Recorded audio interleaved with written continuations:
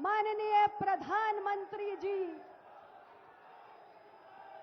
मोदी मोदी मोदी मोदी मोदी मोदी मोदी। भारत माता की, भारत माता की, माता विंध्यवासिनी की, माता विंध्यवासिनी की। आप लोगन का हाल चाल बा? आप लोग मजे में है ना? आप लोगन के हम हाथ जोड़ के प्रणाम करत है।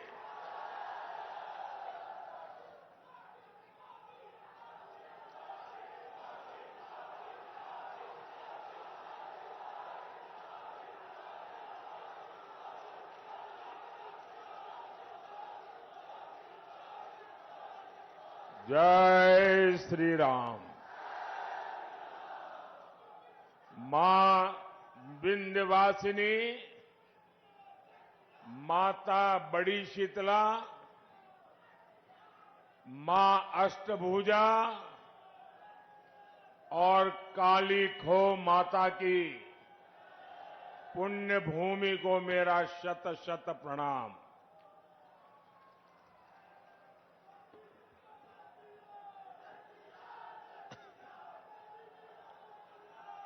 ज्येष्ठ का ये महीना हमारी परंपरा में विशेष होता है और इसका हर मंगलवार बहुत खास होता है। कोई बड़ा मंगल कहता है, कोई बुढ़वा मंगल कहता है। इस बार ये बुढ़वा मंगल और भी विशेष है, क्योंकि 500 साल बाद ये पहला बड़ा मंगल होने वाला है जब बजरंगबली के प्रभु राम अयोध्या में अपने भव्य मंदिर में विराजे होंगे।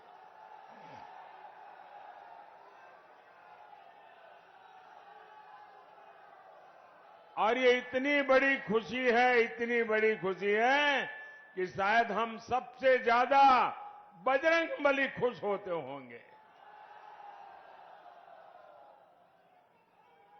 भाई बहन,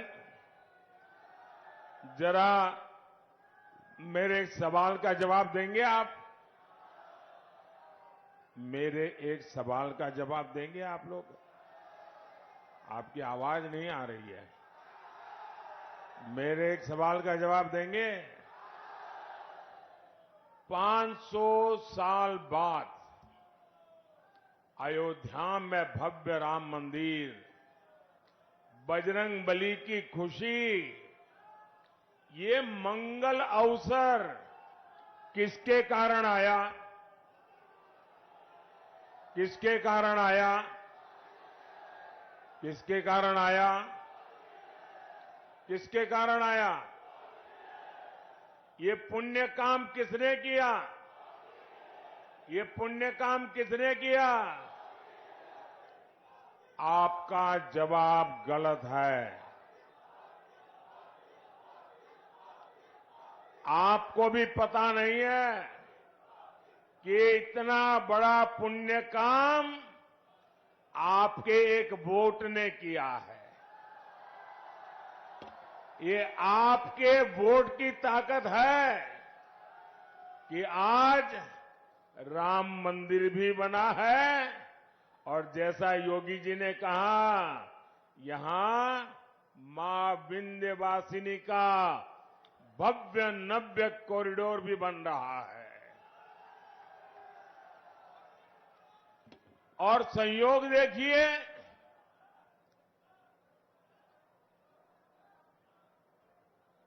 4 जून को भी बड़ा मंगल है। ये जो कुछ नौजवान चित्र लेकर के आए हैं, वो हमारे साथी कलेक्ट कर लेंगे। आपका प्यार मुझ तक पहुंच जाएगा। उधर भी 2 लोग हैं, जरा ले लीजिए भाई।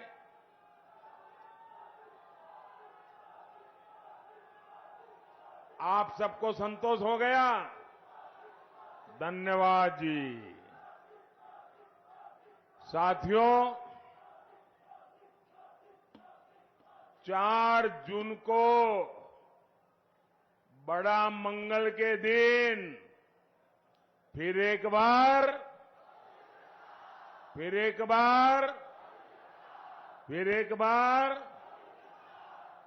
6 चरणों में देश ने तीसरी बार बीजेपी एनडीए की बहुत मजबूत सरकार बनाना पक्का कर दिया है। भाइयों और बहनों, भारत ने तीसरी बार मोदी सरकार बनाने का मन क्यों बनाया? इसका सीधा सीधा कारण है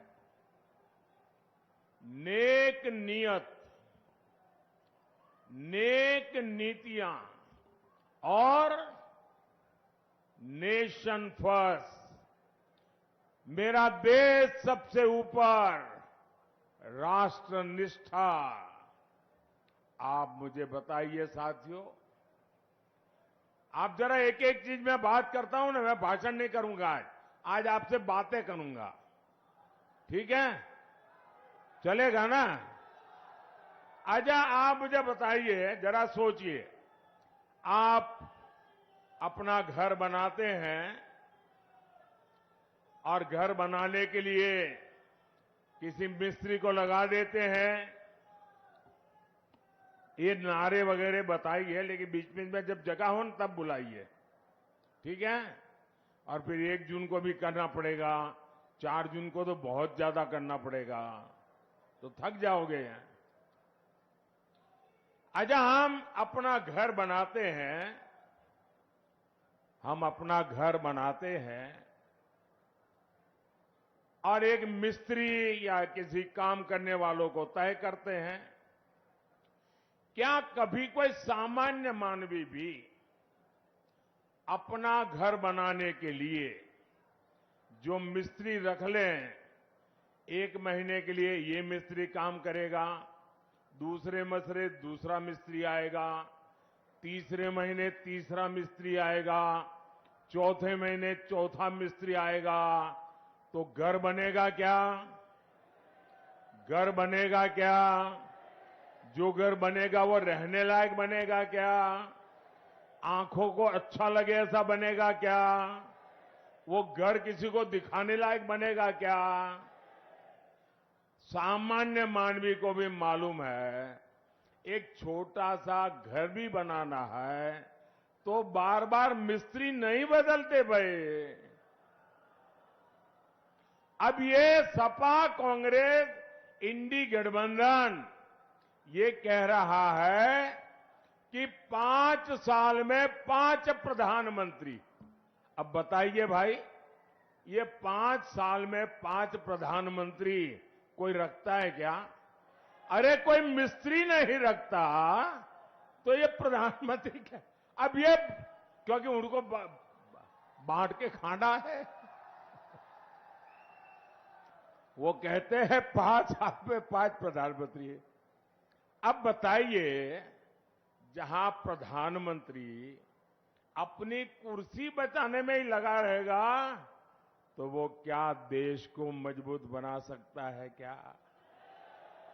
इसलिए देश ने तय किया कि मजबूत देश के लिए प्रधानमंत्री भी मजबूत होना चाहिए। होना चाहिए कि नहीं होना चाहिए?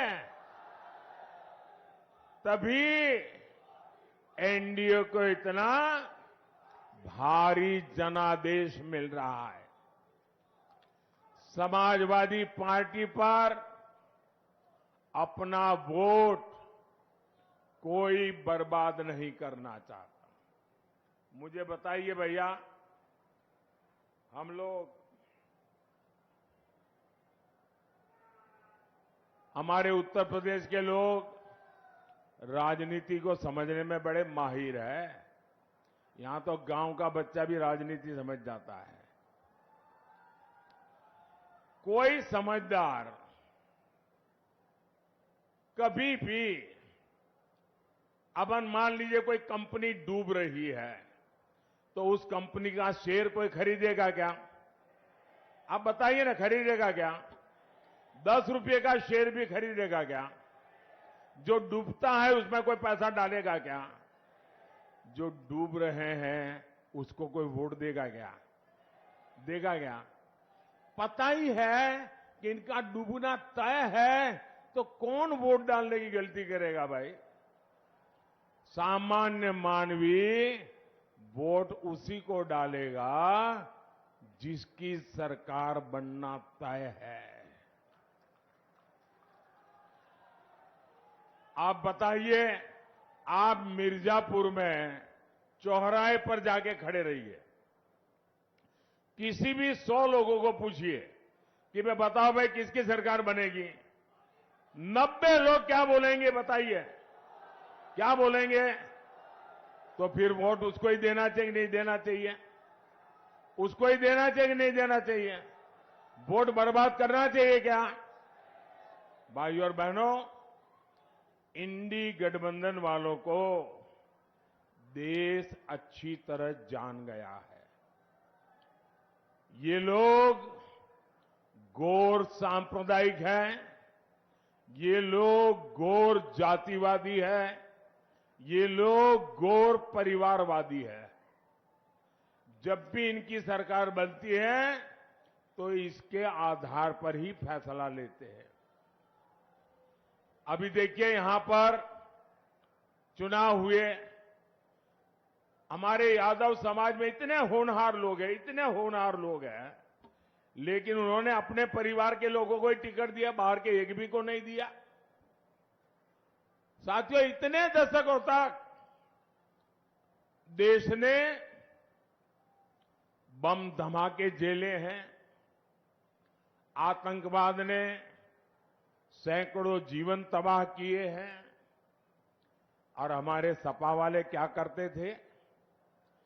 कानून व्यवस्था और समाजवादी पार्टी का 36 का आंकड़ा है।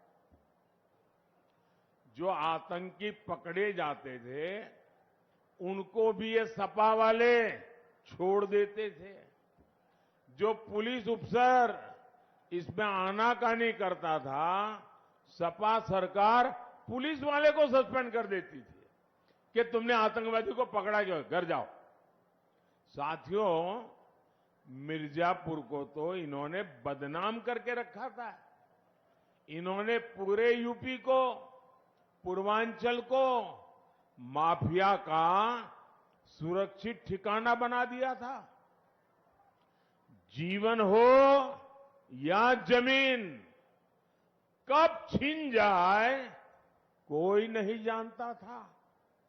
और सपा सरकार में माफिया को भी वोट बैंक के हिसाब से देखा जाता था।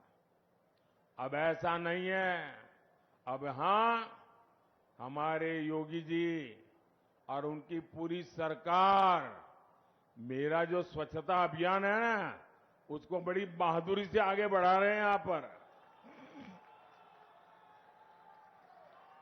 यहां बराबर सफाई चली है।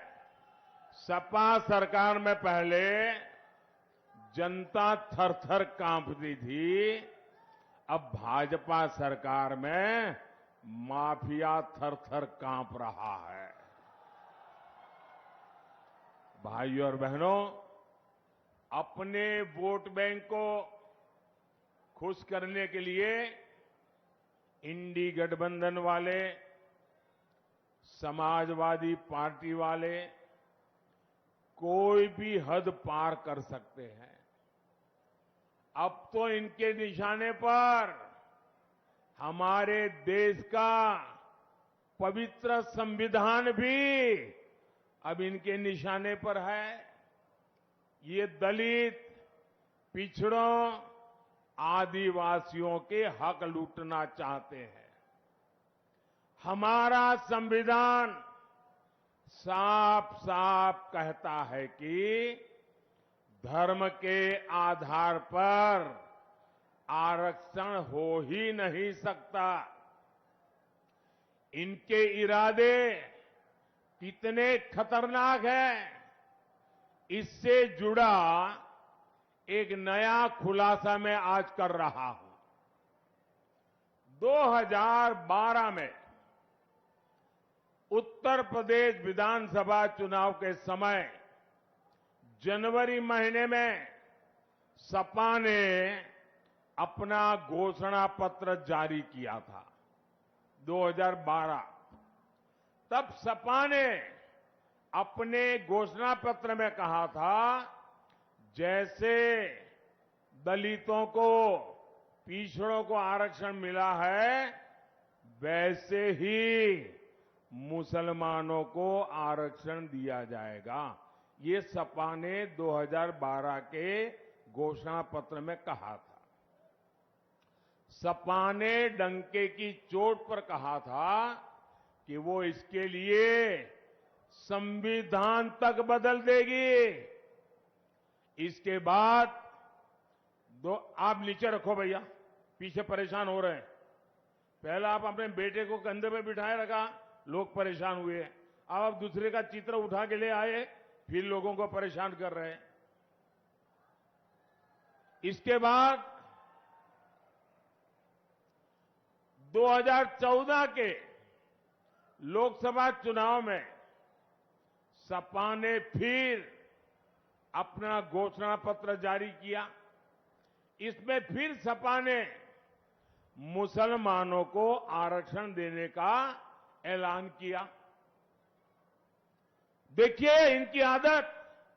और इतना ही नहीं, सपा ने घोषणा की थी कि पुलिस और पीएससी में भी 15% आरक्षण मुसलमानों को दिया जाएगा। आप कल्पना कर सकते हैं, ये लोग अपने वोट बैंक को खुश करने के लिए किस तरह एससी, एसटी, ओबीसी का हक छीनने पर तुले हुए थे। भाइयों बहनों, मैं भी आप में से कईयों की तरह अति पिछड़े समाज से निकल करके यहां पहुंचा हूं। मुझे उनकी पीड़ा मालूम है। पिछड़ों ने कैसी जिंदगी जी है वो मुझे मालूम है। उसको भी ये लूटना चाहते हैं। सरकार में आने के बाद इन्होंने अपनी मनमानी भी की, लेकिन मामला तब से सुप्रीम कोर्ट में फंसा हुआ है। बावजूद इसके ये पिछले दरवाजे से ओबीसी का हक, अति पिछड़ों का हक मुसलमान को देते रहे हैं। लेकिन बार बार कभी हाई कोर्ट, कभी सुप्रीम कोर्ट इसको रोक लगाती है, गंभीर सवाल पूछती है, मामले लटके रहते हैं। अब इसलिए इन्होंने क्या सोचा है कि अब इंडी वालों ने तय किया है कि मुसलमानों को आरक्षण देने के लिए एससी, एसटी, ओबीसी, अति पिछड़ों का आरक्षण छीनने के लिए अब वो आखिरी उपाय खोज लिया है। और वो आखिरी उपाय है उनका संविधान में बदल लाना, संविधान में लिख देना। वो कहते हैं कि संविधान में लिखेंगे मुसलमानों को आरक्षण दिया जाएगा। और इसलिए ये लोग संविधान बदलना चाहते हैं। ये कोर्ट कचहरी के झंझट को एक बार में ही खत्म करना चाहते हैं।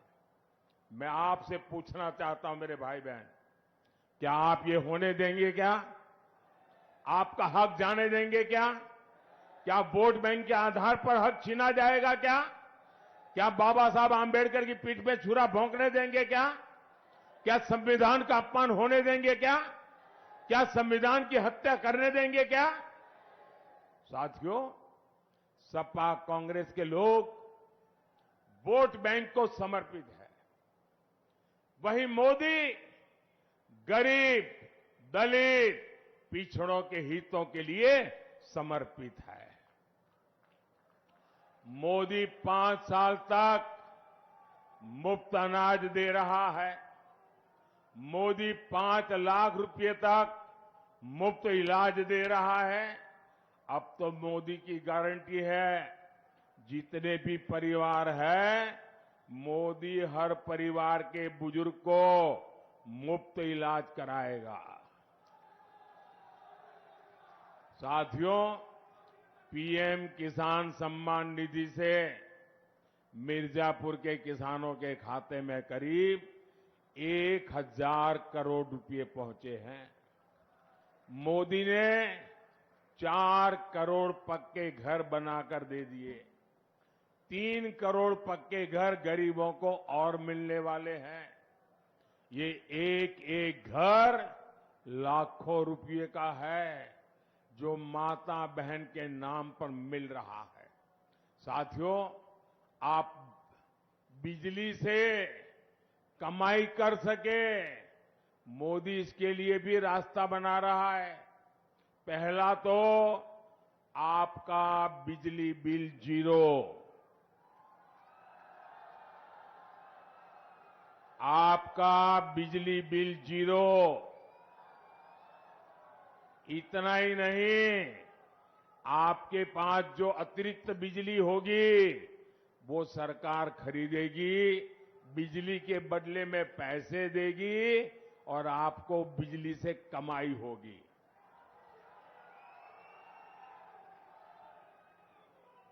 और इसलिए मोदी ने पीएम सूर्यघर मुफ्त बिजली की योजना शुरू की है।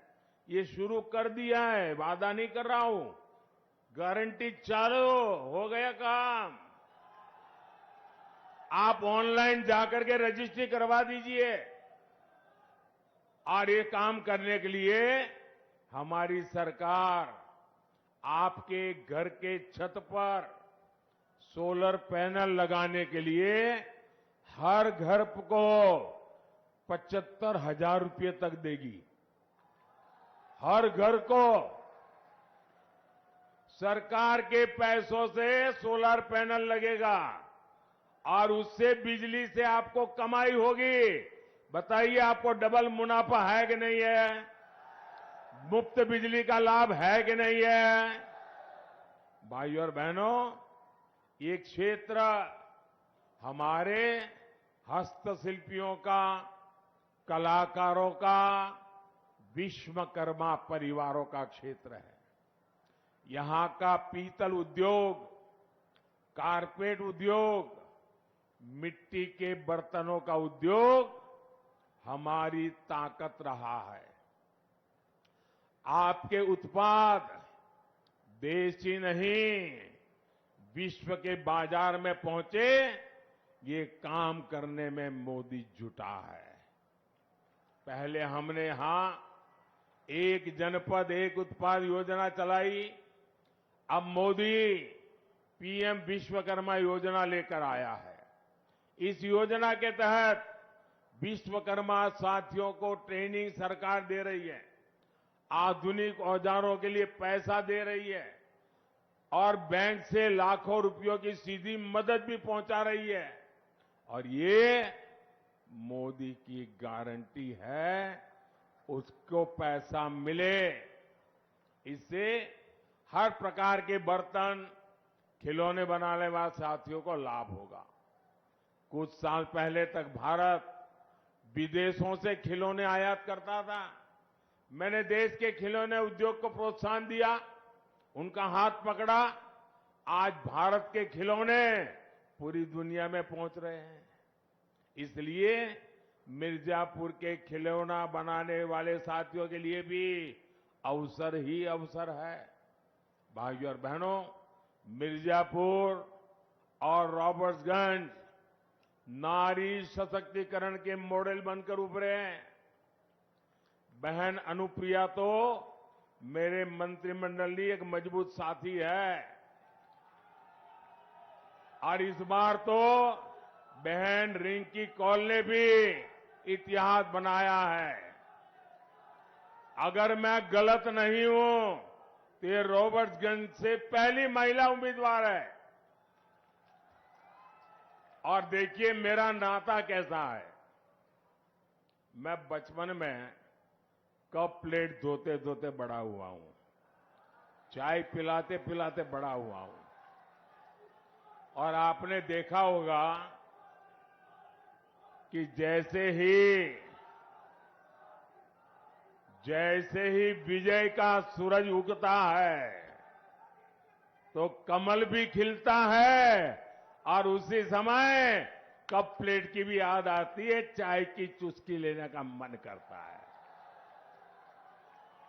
और मोदी और चाय का नाता भी इतना तगड़ा है, यानी मोदी है, कप प्लेट है, चाय की चुस्की है, कमल खिल रहा है। देखिए चारों तरफ जय जयकार है। इसलिए आपका एक एक वोट नारी शक्ति को सशक्त करने के लिए पड़ना चाहिए। यहां दद्दी में भी उपचुनाव हो रहा है। वहां से हमारे साथी भाई श्रवण गौड़ जी को भी भारी मतों से कमल के निशान पर बटन दबा करके विजयी बनाना है।